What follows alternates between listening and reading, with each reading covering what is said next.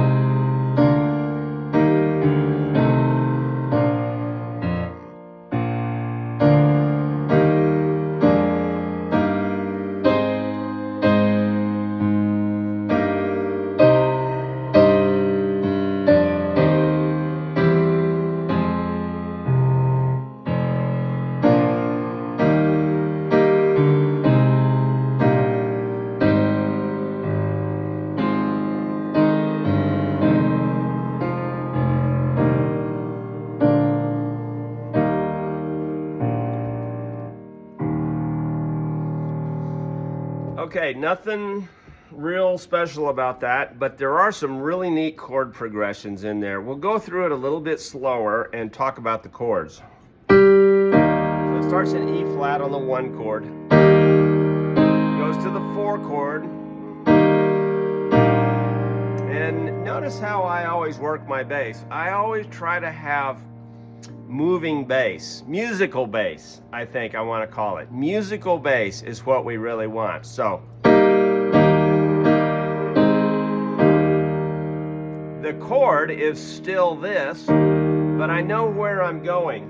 And I want my musical bass to run down to the 5 bass, okay? And then watch why I'm doing that. I like the 7th in the bass sometimes.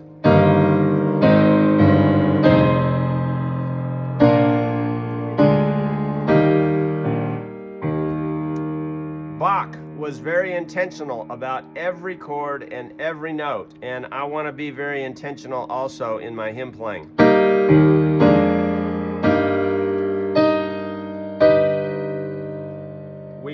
We do an augmented chord there, okay? Here's the 1 chord with the 3 bass, E flat. So we just raise the 5 a half step.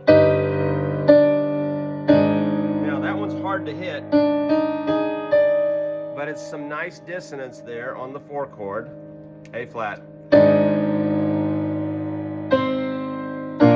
then it goes to the 5, which is unusual, and then right back to the 4 chord.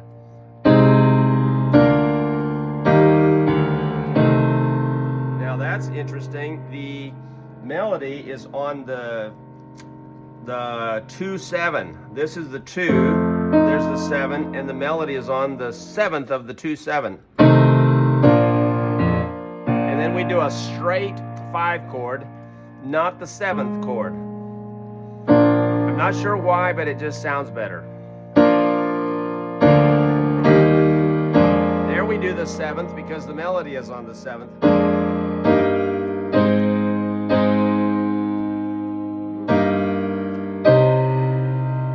Jump down to the relative minor of the 1 chord. So E flat is the major chord. We're in the relative minor now. C. Now I'm doing musical bass again because I want to do 3rd, 6th harmony between my hands. See that? This is 6th harmony and I'm doing octaves.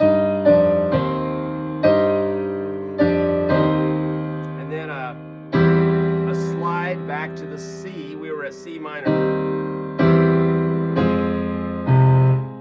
F minor. 5 chord, B flat.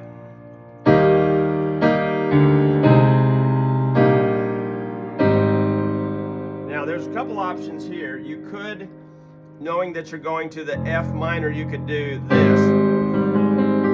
But I like this. It gives us that half-step dissonance, but the dissonance is in the bass.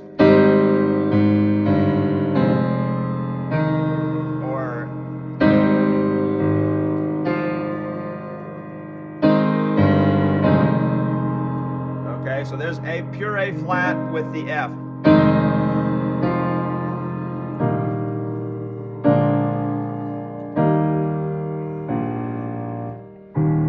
Okay, so there's just some thoughts of about chords and why I do the things I do in hymn playing, okay?